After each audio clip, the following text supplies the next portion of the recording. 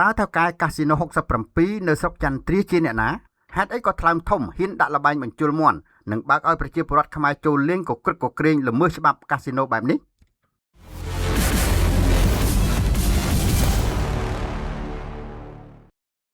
ខេត្តស្វាយរៀងតាមច្បាប់កាស៊ីណូនៃព្រះរាជាណាចក្រកម្ពុជាគឺមិនអនុញ្ញាតឲ្យដាក់លបែងបញ្ជុលមាន់នៅក្នុងកាស៊ីណូទេហើយក៏មិនអនុញ្ញាតឲ្យពលរដ្ឋខ្មែរចូលលេងលបែងនៅក្នុងកាស៊ីណូដែរ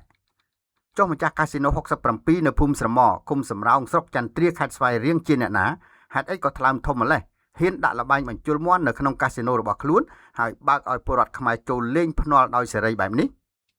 ប្រជាពលរដ្ឋបានរិះគន់ថាម្ចាស់កាស៊ីណូ67នេះហាក់ផ្កើននឹងច្បាប់ផ្កើននឹងគោលនយោបាយភូមិឃុំមានសុវត្ថិភាពដែលរាជរដ្ឋាភិបាលបានដាក់ចុះឲ្យរដ្ឋបាលថ្នាក់ក្រោមជាតិអនុវត្តពេកហើយប្រពន្ធពីសមាជិកនគរបាលស្រុកចន្ទ្រាម្នាក់សុំមិនបញ្ចេញឈ្មោះបានប្រាប់អ្នកសារព័ត៌មានយើងថាកាស៊ីណូ67មានទីតាំងនៅច្រកទ្វារព្រំដែនសំរោងស្ថិតនៅភូមិស្រមឃុំសំរោងស្រុកចន្ទ្រានេះត្រូវបានសមាជិកថ្នាក់ជាតិអនុវត្តតាមបទបញ្ជារបស់រាជរដ្ឋាភិបាលចុះទៅបិទជាយូរមកហើយប៉ុន្តែថ្មីនេះអាជ្ញាធរនិងប្រជាពលរដ្ឋរាយការណ៍មកថាកាស៊ីណូ67នេះបានបើកដំណើរការឡើងវិញឬដូច្នេះភ្នាក់ងារយើងក៏បានចុះទៅពិនិត្យឃើញថាពិតជាបានបើកដំណើរការឡើងវិញមែនជាក់ស្ដែងនៅថ្ងៃទី27ខែវិច្ឆិកាឆ្នាំ2025នេះទោះបីភ្នាក់ងារយើងមិនបានចូលទៅខាងក្នុងមែនតែយើងបានសង្កេតឃើញថាមានប្រជាពលរដ្ឋខ្មែរសម្រុកចូលលេងយ៉ាងពពាក់ពពូនហើយគោលដៅសំខាន់ដែលពលរដ្ឋខ្មែរទាំងនោះចូលទៅគឺទៅចាក់ភ្នាល់លបែងជុលមាន់នេះតែម្ដងមន្ត្រីដដែលបានបញ្ជាក់ថាតាមអាជ្ញាធររាយការណ៍មកគឺម្ចាស់ទីតាំងកាស៊ីណូ67នេះមានងារជាអុកញ៉ាតែគេមិនស្គាល់ឈ្មោះទេហើយក៏មិនដឹងថាគេមានច្បាប់ឬអត់ច្បាប់នោះដែរតែសមាជិកមូលដ្ឋានរបស់លោកមិនហ៊ានចូលឡើយ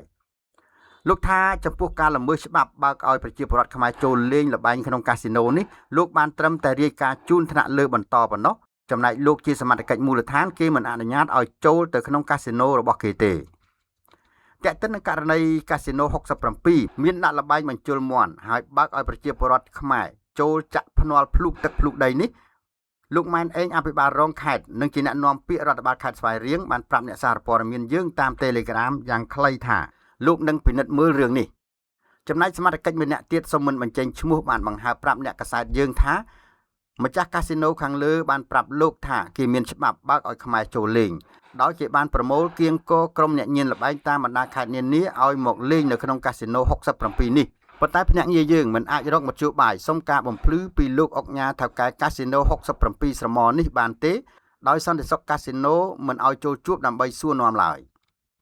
ប្រជាពលរដ្ឋនៅស្រុកចន្ទ្រាបានត្អូញត្អែថាការដែលកាស៊ីណូ67មានដាក់លបែងបញ្ជុលមាន់ហើយបើកឲ្យប្រជាពលរដ្ឋខ្មែរចូលលេងភ្នាល់ដោយសេរីផ្កើននឹងគោលនយោបាយភូមិឃុំមានសុវត្ថិភាពបែបនេះធ្វើឲ្យពួកគាត់ព្រួយបារម្ភខ្លាំងពីសុវត្ថិភាពសន្តិសុខក្នុងមូលដ្ឋាននិងក្នុងគ្រួសារ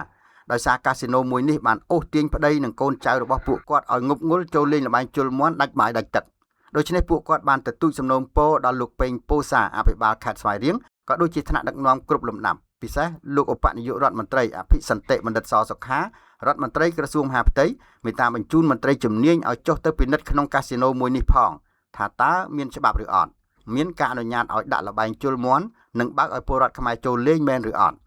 ព្រោះថាបើនៅតែបណ្ដោយបែបនេះតទៅទៀតពួកគាត់មានការព្រួយបារម្ភថាពេលប្តីឬកូនចៅរបស់ពួកគាត់ចាញ់ល្បែងអស់អាចនឹងទៅបង្កអំពើហិង្សាក្នុងគ្រួសារបង្កភាពអសន្តិសុខក្នុងមូលដ្ឋានមានអំពើចោរកម្មដូចជាចោរលួចឆក់ប្លន់ជាដើមជាក់ជាមិនខាន